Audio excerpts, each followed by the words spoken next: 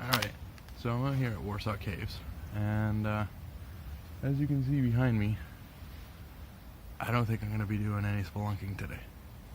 Everything is still covered in about 4 or 5 inches worth of ice, and that includes all of the cave entrances and the openings to get in and the bottoms of the caves as well. And I just tracked down that ravine back there trying to get to cave number 5, which apparently is supposed to be the simpler of the caves to get in and out of. And it is basically a 10-foot solid sheet of ice going down into the opening.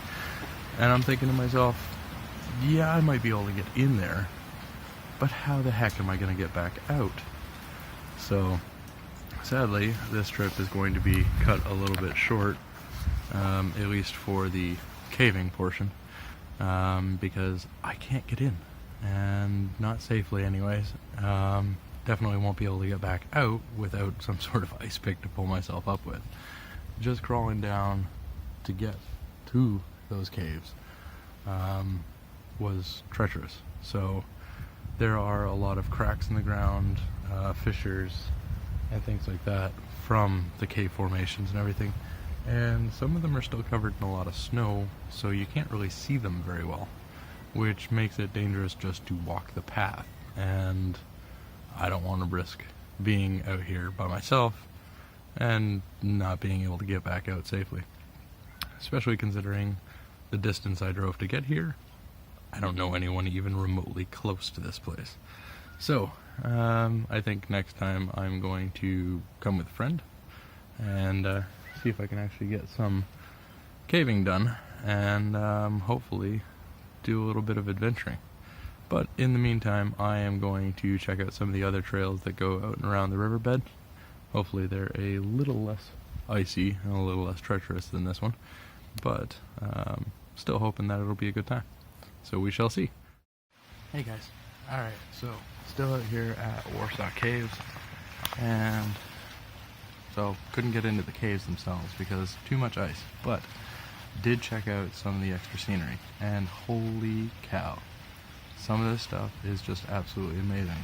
There isn't much like this near Niagara, so coming up here about 3 hours north was definitely worth the trip. I mean, some of the rock formations out here are just incredible, and caves and grottos everywhere. This place is just gorgeous. And I mean, some of the old growth pines that are out here, I mean, I haven't seen this kind of stuff since I was a kid. When I was a kid, we used to go to Algonquin every year. We'd spend about 2 weeks out there, and just freaking amazing. You know, the nature, the scenery, the peace, the tranquility, it's just gorgeous. I am sitting right now, I guess, on what you would call the side of a cliff face. Not a very tall one. But I am overlooking a set of really old growth pines right next to a river. I mean, gorgeous view. Beautiful, beautiful view. Now sadly, had I waited maybe another 2 or 3 weeks, you know, most of this ice and snow probably would have melted away and been gone, but this is just a precursor to my next trip out here, because I definitely want to do the caves. So I am currently sitting on top of what's called a kettle, which apparently is when a rock gets caught up by the water and gets spun around and around and around and around in the same place, and basically grinds a hole through the side of the actual bedrock.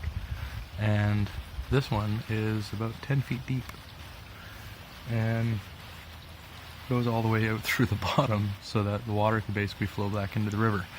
Apparently from glacier ice that used to cover this area and deposits of rocks and other things, and then when it started melting, water started flowing and rocks got caught up in certain spots in the current and just kept spinning around and around in little circles and just kind of ground away at the stone. And if you take a look down there, that's basically what's left, is a beautiful, perfectly cylindrical hole that got ground away through centuries. And I mean, this is smooth. Like, I wouldn't say polished smooth, but I mean, it is basically smoother than just about any kind of rock that you're going to find out in nature, because it's been ground and sanded over a long freaking period of time. And I mean, there's pictures of people standing in the bottom of this thing.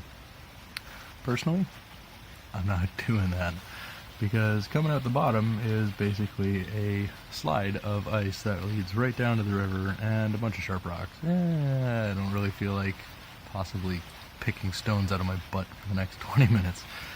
But standing up here and knowing what caused it, how long it took, it's pretty cool. So I would definitely advise coming out here, checking this place out, and I mean, just taking a look around, absorbing the scenery, and enjoying the day. It's a little difficult to capture some of the beauty of this place, but as you can see behind me, that is a lot of old growth forest. And, well, a little bit of the conservation area's work. But this place has a little bit of everything in terms of Northern Canadian outdoors, or at least Eastern Canadian outdoors. North for me, but we go from grassland to woodland to pine to, well, a little bit of the old country town. So it is a gorgeous, gorgeous day. The sun's trying to come out. It's a little bit cloudy, but otherwise it's freaking beautiful out here.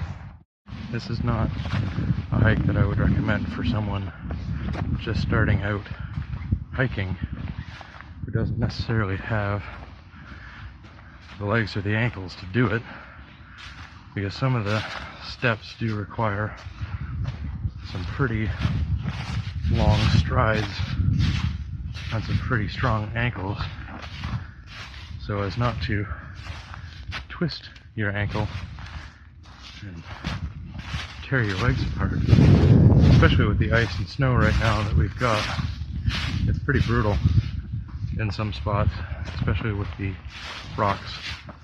You get onto a rocky area and then it's just covered in ice. Well, you're bound to slip at least once. But what really surprises me about this area is that there really isn't a lot of wildlife that I've seen out. Now, that could just be, again, the time of the year, and it's only the first week of April, and around here that means that there's still snow on the ground, and it's really not that warm out yet. It is about 8 or 9 degrees as far as I understand it today, at least it's supposed to be, which means for those in America, I'd say about 50, 55 degrees maybe. It's been a while since I've done conversion. Thanks to my stepdad, I learned Fahrenheit as a kid, and then I went to school, and they retaught me Celsius, and now it's just this weird battle in my head to figure out which one makes more sense to me.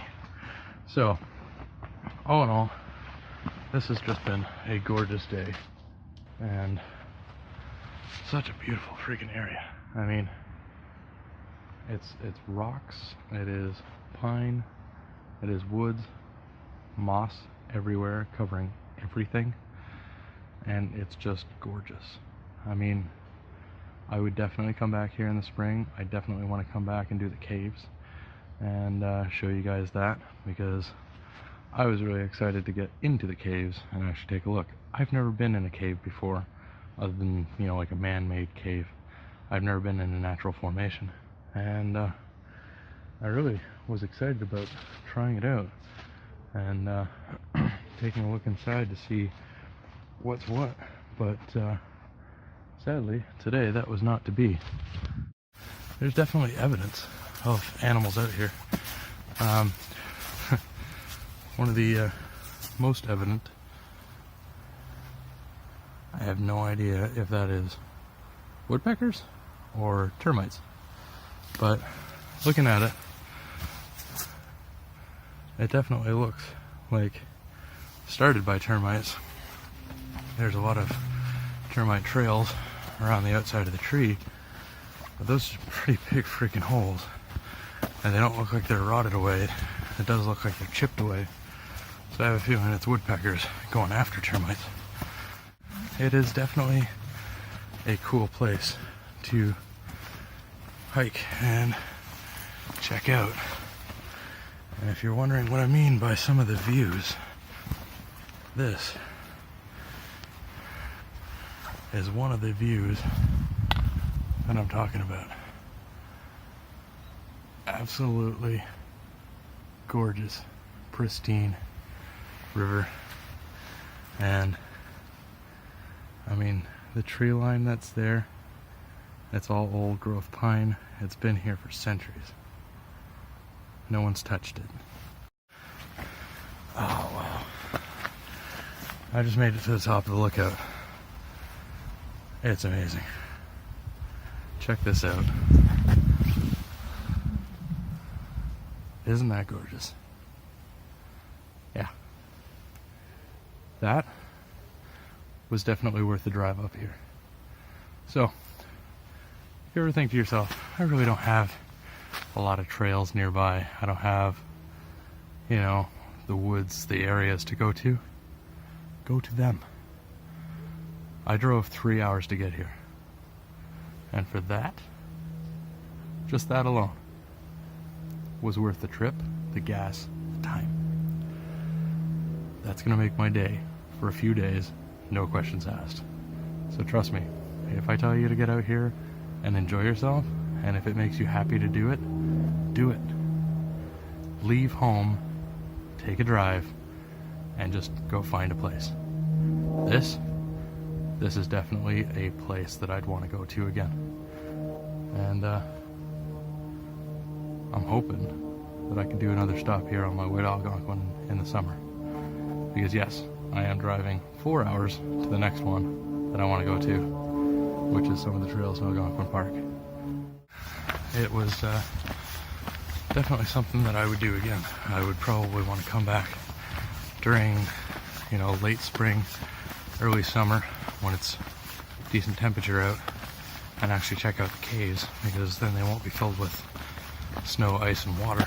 So hopefully in the later bit of the summer, I can come back here and have a go at the caves and maybe try spelunking, which was kind of the whole purpose of this trip in the first place, but didn't exactly work out that way. It was still definitely worth the hike though, and I'm hoping that maybe by the end of summer I'll tie this in with the Algonquin trip that I'm looking at planning out. Just maybe a long weekend thing, something to do, a couple of really good trails, camp 1 or 2 nights, and come home. So hope to see you guys out there. Keep trekking.